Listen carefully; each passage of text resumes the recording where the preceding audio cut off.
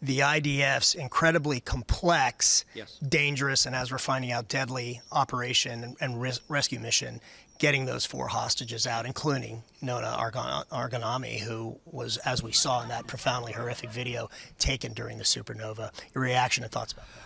Well, it's phenomenal news, and praise God, we should all give thanks that these 4 hostages have been brought home, and it reflects really the extraordinary heroism of the IDF. This was not an easy operation, and to go into Gaza, to get them out of Gaza, to rescue 4 hostages alive is incredibly important. And, every day Israel continues to fight for its survival and to continue on the task that it set out for itself in the wake of the horrific attack of October 7th, which is to utterly eliminate Hamas. I think that's the right thing to do for Israel. It's the right thing to do for America. And I think America should unshakably have Israel's back as they continue to work to eliminate and destroy Hamas. Yeah, and this was a daytime operation in a heavily populated area, proving that, again, Hamas operates out of civilian areas, using civilians as human shields. Does this prove that Israel's efforts, despite the international pressure, including that from the Biden administration and calls for a ceasefire, are proving to be fruitful in going, not only eliminating Hamas, but getting the hostages back? Do you think this will change the dynamic coming out of the administration and the approach as far as calling for a ceasefire? Well, listen, it's not going to change any approach from Joe Biden in this White House, because sadly this has been the most anti-Israel White House we have ever seen. Literally from day one, from the moment Joe Biden took the oath of office, he has been undermining the nation of Israel, undermining the elected prime minister. And I got to say, looking at today's Democrat Party, the Democrat Party has gone radicalized. There is a pro-Hamas faction of the Democrat Party. And, what is frightening is it's not just the squad that's the problem. It's not just the anti-Semites and the kooks on the fringe of the Democrat Party. It's the so-called mainstream leadership. It wasn't Ilhan Omar, it was Chuck Schumer that stood on the floor of the Senate and demanded that the democratically elected leader of Israel be thrown out. It wasn't Rashida Tlaib, it was Joe Biden who orchestrated a resolution in the UN effectively condemning Israel because they won't stop killing terrorists. It has been completely disgraceful. And listen, you're right. The civilian casualties that have occurred in Gaza occur because Hamas wants Palestinian civilians to die. They deliberately use Palestinian civilians as human shields, and there is no military on the face of the earth, including our own. There's no military on the face of the earth that does such extraordinary steps to avoid civilian casualties. Israel goes to lengths such as when they drop a bomb on a building, they'll drop a door knock bomb initially. They'll text the civilians that they know of in the building to get out. They do everything they can to avoid civilian casualties. And the reason, tragically, that there are civilian casualties is Hamas deliberately locates its military operations, its terrorist operations, surrounded by Palestinian civilians because Hamas wants those civilians to be killed. On the issue of Israel and Iran, Iran's fingerprints are on everything, from Hamas to Hezbollah, the Houthis.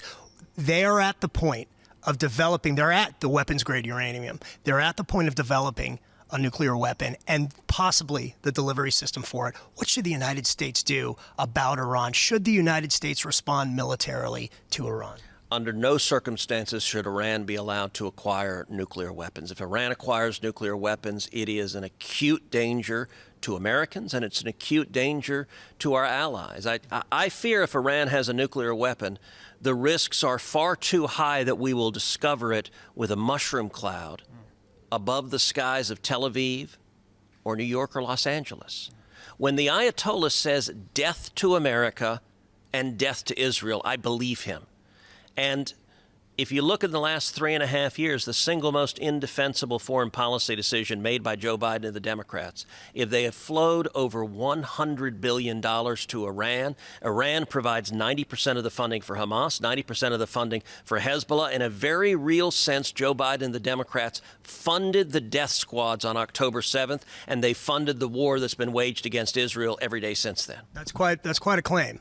That's quite a claim, and I understand your point with that. But it's indisputable. $100 billion, $6 billion that they gave in effectively ransom for 5 Americans, $10 billion that was frozen in Iraq that they unfroze, and the biggest amount is $80 billion from refusing to enforce oil sanctions. When Joe Biden came into office, the Trump administration had vigorously enforced oil sanctions at my urging. Right. And oil exports had plummeted from 1 million barrels a day all the way down to 300,000 barrels a day.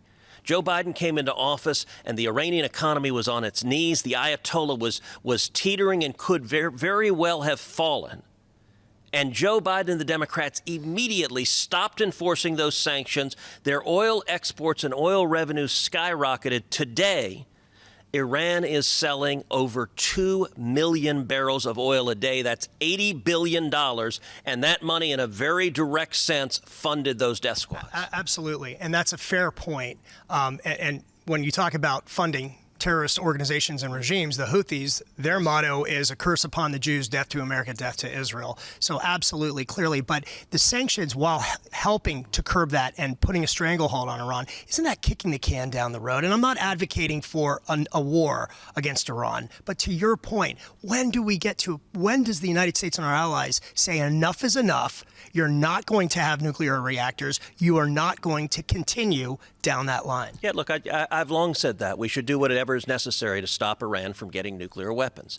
The touchstone of all U.S. foreign policy, and especially military engagement, should be protecting the vital national security interest of the United States. The reason we should stop Iran from getting nuclear weapons is that poses an unacceptable risk that those weapons would be used to murder Americans. And so we should use every tool we have.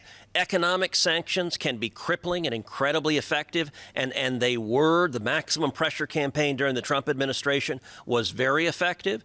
But if need be, absolutely military force would be justified to stop Iran from getting nuclear weapons. Now, understand, I'm not advocating invading Iran and trying to turn them into Switzerland. It's not the military's job to go produce democratic utopias across the globe. It is the military's job to keep America safe, to protect American lives, and if necessary, to kill America's enemies. And that's what the focus of the commander-in-chief should be. Let me take a minute just to reflect on why we're here. Because on June 6th, we had the 80th anniversary of D-Day, and I came, 19 senators came up for the memorial, for the celebration, and it was incredible. It was powerful. I'll tell you, the most powerful part of the whole thing was getting to see these heroes, getting to meet. I got to meet a great many of these World War II veterans. You know, you look at them now, and the youngest of them were 16 and 17. Some of them lied about their age to go sign up. They're now 96, 97, 98, 99, 100. I met one veteran who was 104 years old. And these are incredible. They're strong and they're humble. When you talk, when you're in the presence of a hero, it takes your breath away. And I've had this conversation a dozen times where all of them say the same thing. They say, I didn't do anything. The heroes are the ones lying under the white crosses out there. The heroes are my buddies that I left on that beach. I got to say, it was incredible seeing those heroes and knowing at this 80th anniversary, this is in all likelihood the last time we will celebrate with World War II veterans still with us. In 5 years, there'll be very few that remain, if any. And that was powerful. We spent the entire day back at Normandy, out on Omaha Beach, and I actually went down to the beach, walked down to the water. When you stand on that beach, when you look across the vast expanse, D-Day happened at low tide. At low tide, that beach, the sand, the flat sand that those GIs had to cross is the length of 3 football fields with no cover whatsoever. You look up in the hills and the dunes, there were concrete bunkers that were built of German machine gun nests where they would just sit and rain fire and death down on these heroes. The first wave at D-Day, 92% of the soldiers died in that first wave. They came out of those boats immediately into hellfire. We went on a Black Hawk helicopter along the cliffs of Normandy. when you look at those white cliffs that those boys scaled. And look, they were 17, 18, 19-year-old boys. They were teenagers who in a different world would be going to senior prom. And instead, they were climbing 100-foot cliffs and defeating the Nazis. It is standing on that beach, looking up and imagining, dear God, what must it have been like? It takes your breath away. It is indescribable, and it changed the course of history. Pause to think for a second how dramatically different the world would have been if the Nazis controlled Europe for the last 80 years. President Macron, I think the most beautiful part of the ceremony is President Macron awarded a number of those GIs the French Legion of Honor. That was moving, wasn't it? And it was, I was not expecting that, and it was incredibly powerful.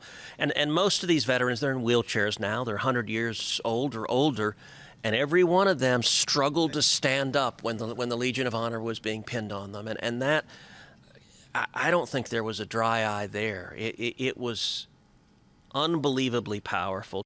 I walked the cemetery, just reading the names on the tombstones, reading the names of the Texans, and stopping in particular when I saw Texans who gave their lives. There are 9,388 Americans buried there.